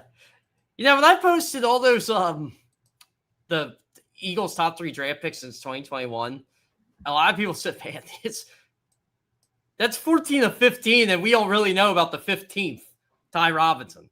Well, he's a 4th round pick. Yeah, but it was top three draft picks. But it's day two, up to day 2 picks. He was a 4th rounder. They didn't have a 3rd rounder last year. But remember how hyped up people were about Ty Robinson? Yeah, because they drafted him in the 4th round, high in the 4th round. Yeah, and he had a shirt. What was the shirt called again? The Vanilla Gorilla or some shit? Yeah. I know the Magilla Gorilla. Yeah, that's what other people are talking about. I don't know. I know the only gorilla I know like that is the Vanilla Gorilla, which is a weird nickname, by the way. Mm-hmm. Well, in fact, guys, after last year, he might have to revoke that nickname until further. Well, there's another gorilla I know, but continue the T-shirt until you prove you've earned the nickname. Hey, Zander, there's another gorilla I know, but I think they classify him as an ape, King Kong. Nice, good one, Jeff Kerr. I mean that's the only ape that. But getting back to our Jaylen Phillips conversation. Maybe 60 isn't too little. My God, those guys get paid. My God, edge rushers get paid. Max Crosby got paid a couple years ago. You know how much total guarantees Micah Parsons got? It's over 100 million. 136 million. You can blame him? He's got good agency too. 120 and 120 million total guarantees. So TJ's at 108, TJ Watt. These are fully guaranteed. Myles Garrett's at 88 million. He better get back to the negotiating table. Nick Bosa's at 88. Josh Hines Allen's at 76.5. Brian Burns is at 76. And then there's a little bit of a drop off to Max Crosby at 62.5. And then Aiden Hutchinson, poor Aiden Hutchinson only got 55.7. My God, those guys get paid. So maybe, I'd like to keep them in the 50 range, but maybe that's not possible. Maybe you do have to go to 60. Yeah, the market's kind of dictating 60, doesn't it? But, I mean, that's the going rate. So you like my contract projection? Well, I'd like to keep the guarantees down, but it's not possible. You got to go out and get somebody else. And somebody else is going to be Jeff's guy who might even get franchised. What's the deadline for that? Tomorrow, I think. Yeah, tomorrow. Yeah. It's tomorrow. Penn State Why can't I think of his name, Jeff? Help What me what out. what Adolphe Owe? Yeah, Adolphe Owe. I still know him as Jason Owe, but Yeah. So if you don't get Jaylen Phillips, the best pass rushers on the market are, I believe, I'm not counting Hendrickson. I believe Adolphe and Kwity Paye. I like Kwity Paye. I like Kwity Paye too. That'd be my next option. You liked him coming out, John, of the draft. Yeah. He's been pretty good. But you could probably get him a little bit, not probably, definitely a little bit cheaper. And I think they would pivot towards him. He's a Vic guy too. He just has a lot of tendencies that could do well under Vic. Guy like Jaylen Phillips and Bradley Chubb. What about Kayvon Chason? Yeah, I'm not a big fan. Yeah, he's been all over the place. Not a big fan. But, they got to do something if they don't bring him back. I mean, if they're going to pay Carter and Davis, I don't know if they're going to end up paying an edge rusher. They might go into the same position they went into. Well, what I can tell you is they have budgeted significant money for edge. No, they have. Even with the potential contracts for Carter and Davis. Correct. Okay. Well, that's going to be a lot. That's going to be some buku bucks on the defensive line, which I don't have a problem with. We don't spend that Temu money here on premium pass rushers in Eagle Land. No, we do not. But last year they did, but that was a little different. That's true. We'll see what ends up happening with it. All right, Jeff. They would have if they could have gotten him. Miles? Yeah. I don't blame him. What if Cleveland did something really silly and be like, we'll give you Myles Garrett for A.J. Brown? That's never going to happen, but I would laugh. I'd be like, how quick can we get this deal done? A.J. Brown and what? Multiple ones? Yeah, sure. Yeah, you got to give up a little more. I'm playing the Madden trade thing here where that might happen after you try it 150 times. Yeah. You like that reference, John? Get off the video games. That's my recommendation. I mean, the Eagles obviously love Myles Garrett. Love Micah Parsons. I think more people are starting to believe that, but there's still people that like to stick their head in the sand. I had people flip out at me this weekend because I reported Nicholas Singleton was interviewed by the Eagle. Why do they need a running back? I'm like, they're just doing their due diligence like everybody else. Running back. They should get a running back. Saquon Barkley's 29 years old. You don't think it would help Saquon Barkley to get a legit guy that you trust on the field that you can take some of the by the way, he works out with Saquon. So I mean, I forget whatever. Insert name here. I don't really care. Yeah. I think getting a second running back makes sense. I mean, I don't think that should be overlooked at all. Now, maybe they like Will Shipley more or Tank Bigsby more than I'm giving them credit. That's possible too, but I don't think they should brush aside but a cost control running back for 4 years that, oh, by the way, you're probably going to get lower than where he's going to go because of his foot. Why not? Other teams are thinking the same thing. I had Chiefs people ask me about him this week. By the way, Albert Breer out this morning. A.J. Brown's camp has done recon too on potential landing spots, which have a genuine interest. So while Howie Roseman quietly has had talks, Brown's side has gauged whether there's greener grass elsewhere. So, like again, you can always get traded to the Browns. That's why people around outside of Philadelphia, that's why they think AJ's getting traded.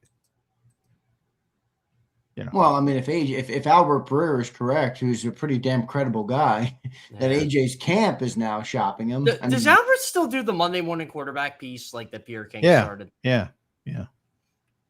He took that over. Yeah, Albert's great. Yeah, he's not. That's what I mean. So if he's right, which I think he is, that AJ's camp is asking around. I mean, if the guys, it walks like a duck, it quacks like a duck. I mean, it's a freaking duck. Yeah, probably is a dog. Yeah, exactly right, man. I mean, there's a lot of smoke here, Normally that means there's a Zander, you've said that saying different than what I've heard it. If it walks like a dog, it barks like a dog, it probably has fleas like a dog. There you go. That's a good one too. Yeah. It's the same thing, but different animal.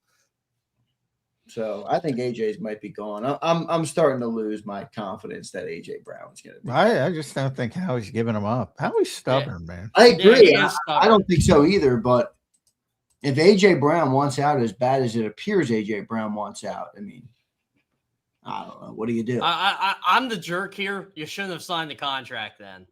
I agree with that, Jeff. But again, that's pie in the sky talk. I mean, that's a. Oh yeah. But that was 2 years ago too. Like a lot of people's opinions. Oh, it was very proactive. They didn't have to do it. They didn't have. Yeah, but it was coming off a 2 straight 1,500-yard season. So at the time, AJ wasn't disgruntled. No, plus they were paying Devontae, so you couldn't have AJ behind Devontae. It creates like all these things create issues. Well, wasn't AJ frustrated in 23 too, or am I just losing it again? No, 23 was the year he had 6 straight 125+ yard games. Oh no, he had a big year, but I thought he was frustrated with like how the offense was going. Yeah, how frustrated can you be? You got 1,500 yards. I've talked to AJ enough to know that he has never liked this offense. Never. He didn't like his Tennessee. I mean, it's just the reality of being a receiver. Yeah. In a run-first offense. I mean, there's nothing wrong with that either. Yeah, had to deal with that in Tennessee too. I've had that discussion with him multiple times about him being with Derrick Henry and Saquon Barkley, and it's like, dude, it's. I'm sure AJ Brown's looking at Devontae Adams, going, man, that old man's catching touchdowns and doing this and doing that, and I'm here playing in a risk-averse system. I don't think he likes the offense, and I think he knows. He wants to be in an offense where that is high volume, passing offense, and that's not going to be here. It's not going to be here, even with Sean Mannion. No. It's got to do with the quarterback, and it's not. You know where he should go to be satisfied? The Vikings. You can go play with JJ McCarthy if they. Well, they already have they already have a great receiver. Nobody could be. Who's mad, by the way? Yeah, well, nobody can be great with JJ McCarthy throwing the football. You can't be great without the greatness of others. That's my favorite Nick quote. There you go. I am.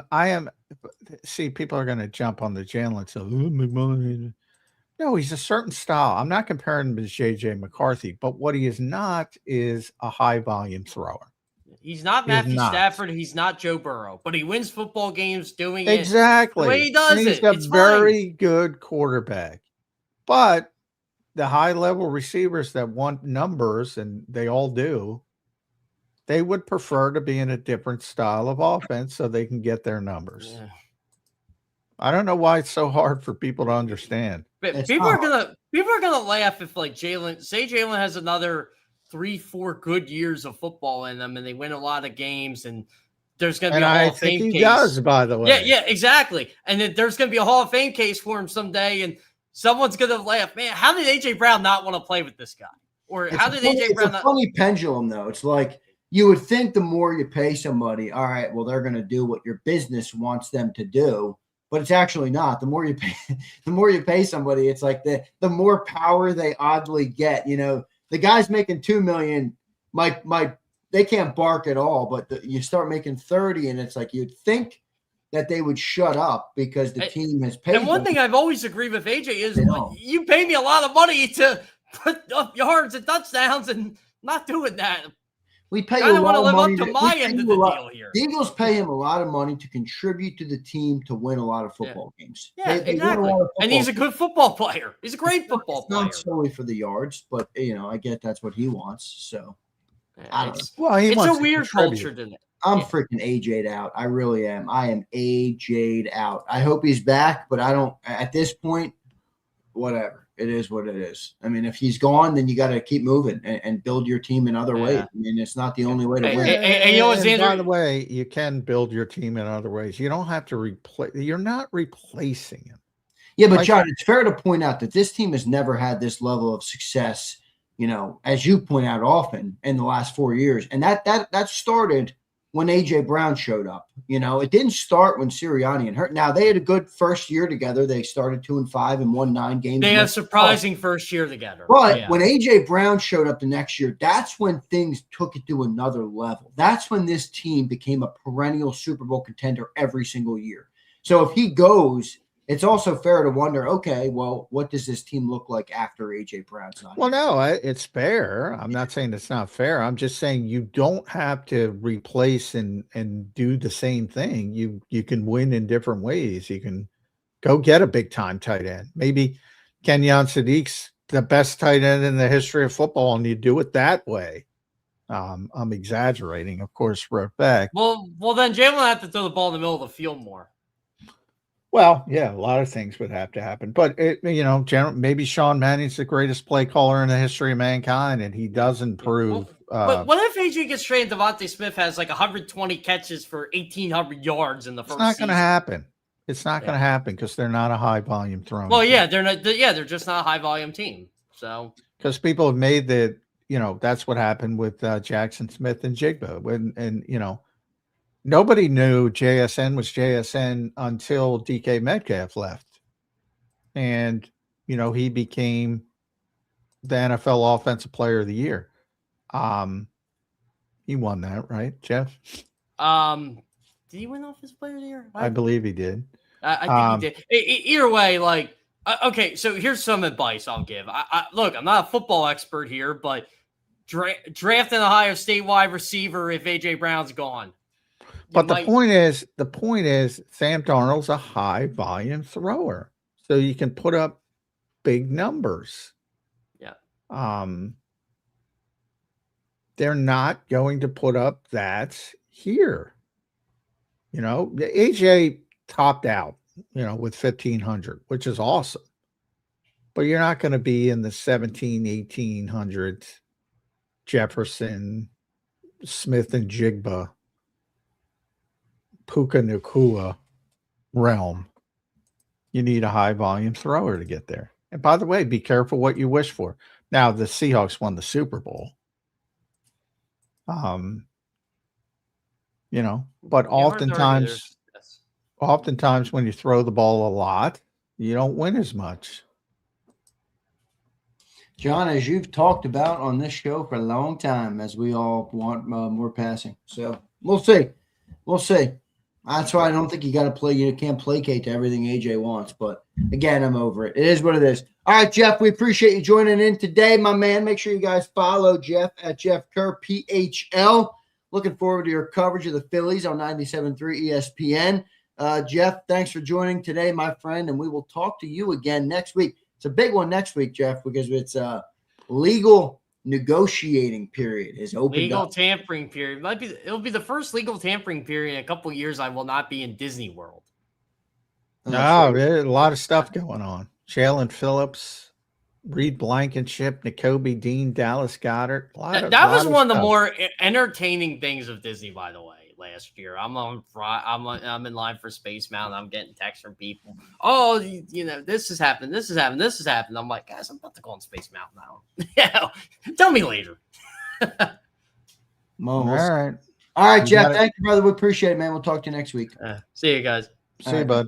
There's Jeff Kerr joining us right here on Birds 365. Good show from Jeff Kerr. We appreciate him doing it. Make sure you follow him at Jeff Kerr PHL. Good segment there. Johnny Mac, we continue to roll through the offseason. Things are going to get interesting quick, John. The A.J. Brown stuff is truly tiresome. But it's something, I think there's people in here who think I'm like being deceitful about this and I have like malicious intentions. It's like, guys, every morning I wake up before the show and I do a quick browse to make sure, all right, what's going on in Eagle Land? What's the latest conversation? What do we want to get into today? Every single website, every single YouTube channel, every single place It's all AJ Brown. I mean, there's other stuff to talk about here, but AJ Brown is just dominating the conversation to the point where it is pissing me off, John. I'm AJ out, and I love AJ. People would say I defended him. And even if we're AJ'd out, how do we avoid the conversation? It's the biggest offseason story for the Eagles. I mean, there's no way to avoid the conversation. No, obviously, everything hinges on whether they can get him back in the fold or what kind of deal they can get. 1A and 1B, AJ Brown, Jaylen Phillips, everything starts there. Their decisions there. Well, we're a week away from finding out about react Phillips. Off those decisions. Yep, that'll happen pretty quickly. Because he's top 5. It's gonna be like a Monday. He'll be like right when the negotiating period opens. I think you're going to get some news pretty quick on Phillips. It depends. Sometimes you want to, he'll have multiple bidders, so you want to jockey teams and go back and forth. So I don't think it'll be. Remember when we opened with Saquon? Didn't we get the news like really quick with Saquon when the negotiating period opened, or was that after free agency? I thought that was the. I don't pay that much attention, to be honest, but I don't remember because Chicago was heavy on. I forget the timing. Chicago was heavy on Saquon as well, and the Eagles were. A lot of people don't understand. The Eagles were trying to get DeAndre Swift back, and sort of toggled off of that. And he ironically went to Chicago. So Chicago and the Eagles were very intertwined with the running backs that year. But I don't remember the timing. But it doesn't generally it came out the start of the negotiating period. I'm looking now, March 11th, and then the 13th it was finalized. Yeah, I mean it'll get done before March 11th. But I'm just saying, generally you have guys like right away, like 5 minutes in. And sometimes with, guys who have multiple suitors, it takes a little bit longer because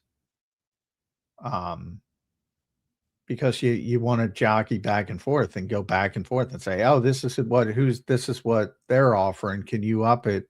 Yada, yada, yada. By no means am I saying he's going to be signed before March 11th. I'm just saying it's not going to be probably 5 minutes in. Is what I'm saying. Right, that makes sense.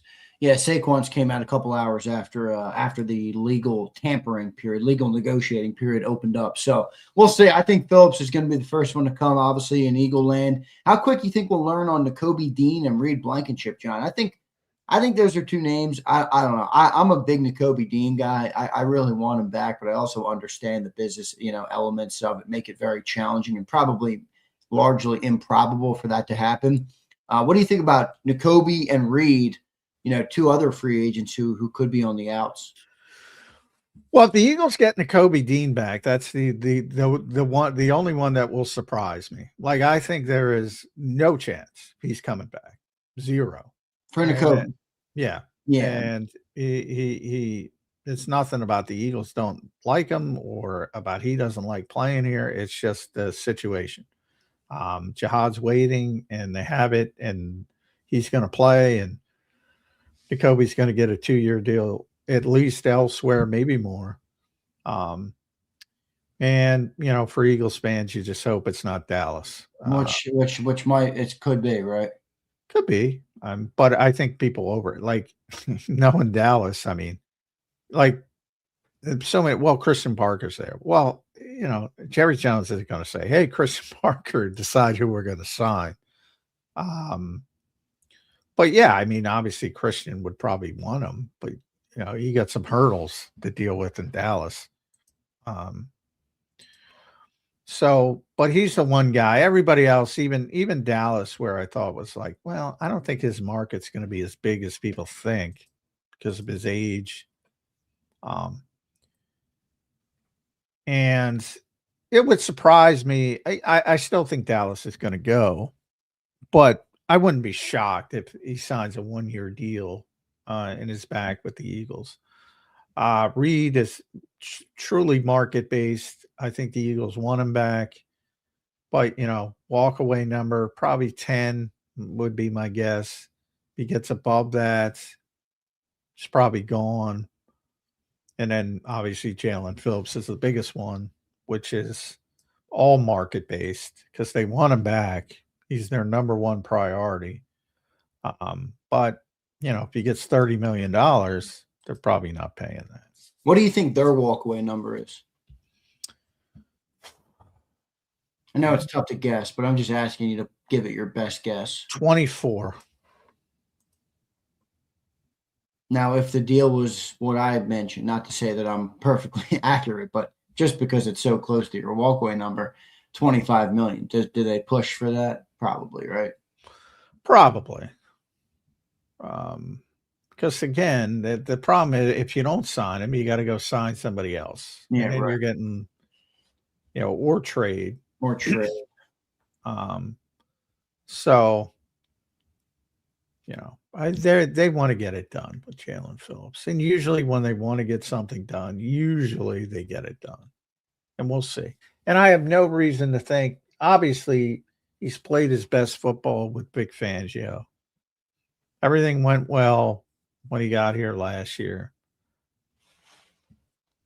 I think they're going to get him back. How about Reed Blankenship? Yeah, like I said, strictly market-based. They want him back, but if it goes too high, they'll move on. But again, they have where do you think that number is? 10 million. Now, you think that's for the Eagles? Like if it's under 10 or under, they're in. If it's over that, they're out? Pretty much, yeah. Pretty much. But they have no depth at safety. That's what I mean. Like, what's the plan there if Reed? Well, it's supposed to be a very good safety class. It is, and they did interview some or talk to some safeties. So, but my concern there is then you have two very young safeties projected to play a lot of football. Now you can bring back Marcus Epps relatively cheap and go about it that way and piecemeal it till the young guy's ready. You saw somebody like Nick Emmanwori who just, what he meant to the Super Bowl champion. So it's not like it can't work. Got that kid from Toledo, who knows Quinion. He's a big time player. Yep. Talk about athletes. The kid from Oregon, he tested outside. That kid's. He was, and I've heard he's a very low risk prospect, which means, the floor is pretty high on him. They've never I don't think they've ever taken a safety in the first round. But it's a different game. And he's a guy, if he lasts that long, and I don't know if he will, but if he lasts that long, I wouldn't, if I'm an Eagles fan, I wouldn't mind having Dylan Thieneman. I don't know how you pronounce it, but I assume that's how you pronounce it. But again, I find it very hard to believe they're going to go defense again in the first round. Yeah, they interviewed a lot of defensive guys, but that doesn't always mean a lot, No, doesn't mean that much. But he's a big time player. Big time player. Only heard raves about him. Who do you like of the edge rushers they interviewed or had meetings with? Durant, Lawrence, Derek Moore, Harold Perkins. Anybody? Bunch of second level guys, which is, Well, it would go in line with if they paid Jaylen Phillips. You need second level guys. Well, yeah, then it's fine. I wonder what it would mean for Nolan Smith, but we'll find out. Then it's fine, yeah. But I mean, I wouldn't expect those guys to those are guys that are, rotational guys, which you need. I mean, those are, you're probably Derek Moore. You're probably hoping he falls to the third round, I would think. There's a lot of good edge rushers. So, maybe guys get pushed down the board because Bailey's going to be a top 5 pick. Reese is going to be top 10. If some people, Reuben Bain, I can't imagine going to fall that much. Was he one of the losers of the combine, Ruben Bain? I think Well, because of his arms. We knew that was coming. I know, yeah. The other kid might be better from the NFL's perspective from Miami, Messidor. TJ Parker, Keldrick Falk. So you got 1, 2, 3, 4. If you want to consider Reese edge rusher, and he considers himself an edge rusher, you got 1, 2, 3, 4, 5, 6, and maybe even Cassius Howell, 7 potential first rounders at edge. So that might push that second level down a little bit because as teams look for other positions, that might help the Eagles. You know, to make Kerr happy, Dennis Sutton from Penn State, you know, if he starts to drop a little bit. Yeah, we can't be focused on making the Penn State people happy. But he's the guy they looked at. That's why. Yeah. Navide Tucker from Western Michigan, but he's small. I'd have a little bit of concern there. They've gone that route before. But yeah, I would think if they sign Jaylen Phillips, they're not thinking about edge probably. Yeah, I agree. Probably till day 3. I agree with that. What do you think where's your meter on who you think they might draft in round 1 position wise? Is it still tackle? I mean, oh yeah, it is heavy tackle. And they talked to every stinking tackle that was there. Yeah, I know. What is that to you though? Isn't that a luxury pick? I mean, he's not going to play this year. Well, I don't know if that's necessarily the case. Again, well, what would they do? Bench Steen? Yeah. Okay. I think it would be a pick, John. I mean, it's not like Tyler Steen was a freaking day 3 pick in round 7. He was a third round. No, I don't think there's anything wrong. I'm just saying, and Howie actually gave him out there. He gave him sort of a vote of confidence. He said second-year starter. But that changes if you draft a guy in the first round, because if you do draft a guy at 23, you do want him on the field. And they did it with Cam Jurgens. It's like, people forget Cam played right guard before he moved, and Kelsey moved on. But they didn't bench somebody for that. They had the opening position after the departure of. No, but I mean, who left then though? Was it Sam Olive? No. Sam Olive. Yeah. No, I mean, there's nothing wrong. I'm just saying, you happen to, and if Tyler's better, you play Tyler, and it is more of then it becomes a luxury pick. But they've been trying. Look at the position they're in at tight end, which is even, they have to remake the whole room because they haven't addressed the obvious need to get an heir apparent to Dallas Goedert. They haven't done it. Yeah. I think now all of a sudden and now they have to change everything potentially. And even if they get Dallas Goedert back for another year, they better draft a freaking tight end with some upside. You think any deals come this week for the Eagles? Any extensions? Extensions? Davis, Carter? No, not this early.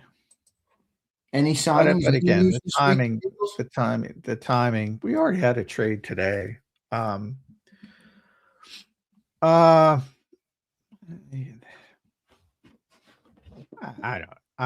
a big calendar guy. It's like the extension, like Jalen. I remember Jody used to ask me that. I'm like, well, this was in June and this was in May. It happens when it happens from the extension standpoint. But yeah, but I would think. I mean, no. I would think they have to be more cautious with Jalen Carter. So I think that would take a little bit longer. If Jordan Davis is pretty clean, again, $16 million, that could get done. But the timing's not that big of a deal. And they have more. I don't think it's going to happen this week because they have so much to do and so much to get done from the guys who are going to be free agents. in trying to negotiate deals to bring them back. I'm trying to think of trades, How many free agents, John, do the Eagles have total? 20? Is it 20 or 21? A lot of them aren't, the guys. So I don't want you to spook everybody with that number, but they do have a lot of free agents, I believe. Yeah, but most of them aren't really that relevant. Yeah. I'll pull it up. But do you think the only one that's coming back could be Phillips? No, they'll bring guys back again. If you need Grant Calcaterra or Colin Granson to be a backup tight end, a third tight end, you'll get them back at the league. I don't think we need Grant Calcaterra to be our backup tight end. I think we can. I'm saying third tight end. Marcus Epps, maybe you got to bring him back. Some other guys, Jahan Dotson, I don't think there's any chance he'll be back. Probably once a bit, although he said some nice things about Jalen Hurts and Nick Sirianni. Yeah, I heard that. So who knows? Brandon Graham, I don't think the Eagles should entertain it. They'll bring Braden Mann back. Obviously, the punter had a great season. But Dory Jackson, I think, is a later decision. If you're able to upgrade, great. If you can't, maybe you bring him back. You think they'll bring in competition for Jake Elliott? No, because he makes so much money for a kicker. They might sign an undrafted kid. Just see if it works out. Yeah, right. But they're going to give him one more chance. Matt Pryor, I think, is gone. I don't think he's coming back. A.J. Dillon's gone. Fred Johnson, I think, is gone. He wants another opportunity to be a starter. Obo's gone. Brett Toth is interesting. I try to bring him back. He was a really good backup. Good backup. And if you can get him at a decent sum, why not? Sam Howell, he wants to be a backup, but if you trade Tanner McKee, all of a sudden Sam Howell might be a backup quarterback option. And then we mentioned Calcaterra. So that's the group. I think I mentioned everybody. Azeez Ojulari, no shot. He's not coming back. I think I mentioned everybody there. Those are all your free agents. They won't tender Ben Van Sumeren, but they might try to bring him back at a lesser number. So those are all your free agents. We'll see what ends up happening. Johnny Mac, your final thoughts here on a Monday edition, post-NFL Combine, and 1 week out from the league. We're almost there. All we need are the second part of the puzzle, which is the clock springing forward. And then the weather, and it's all coming. It's all coming by next week. When do the clocks spring? We lose an hour, right? Is that right? We gain an hour of sunlight, but we lose an hour of sleep. Is that what's happening here? No, you fall back. I don't know. Yeah, you fall back and you spring forward. But yeah, it's a stupid rule, and by the way, it should be outlawed. I agree. It's the stupidest thing ever. Stupidest. It really is stupid. So we have to deal with it. So it just creates depression for people when it's dark at 4:30.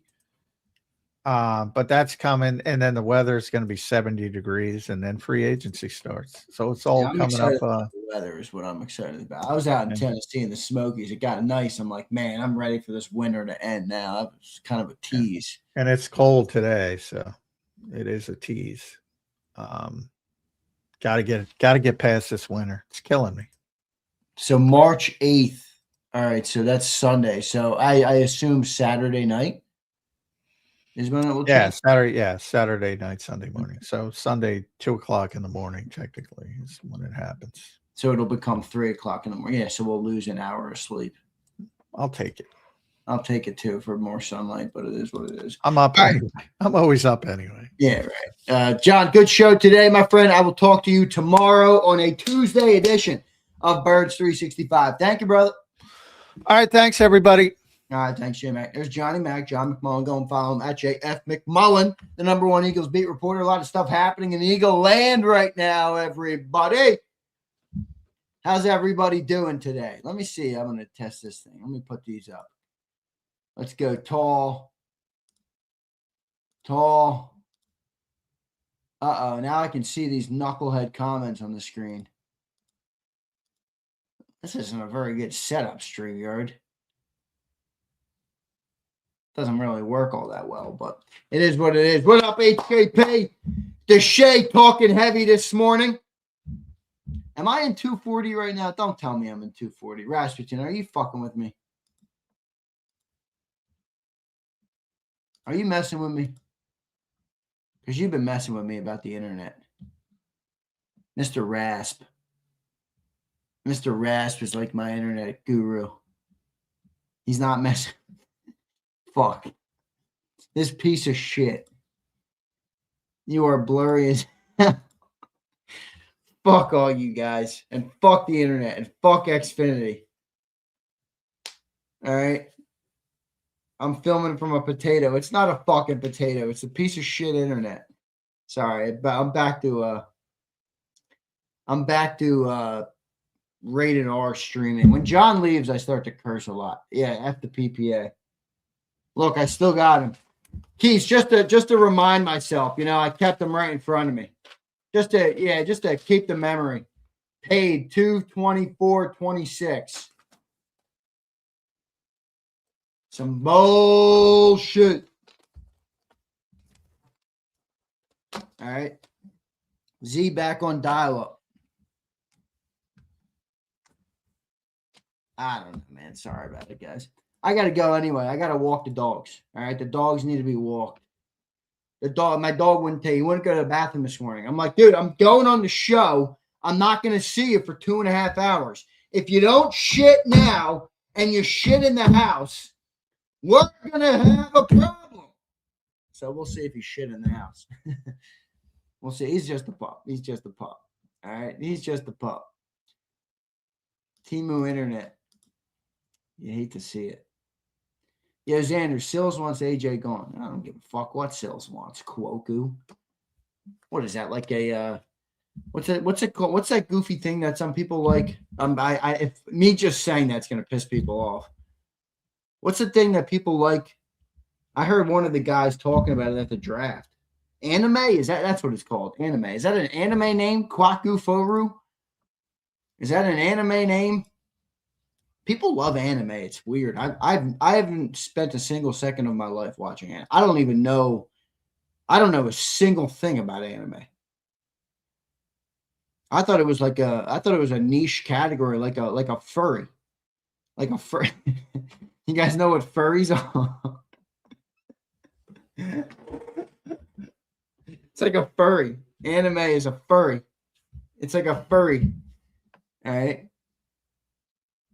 So who knows? I knew Keith would be an anime guy. Naruto. Sounds like a Lil Uzi Vert song. Sounds like a Lil Uzi Vert song.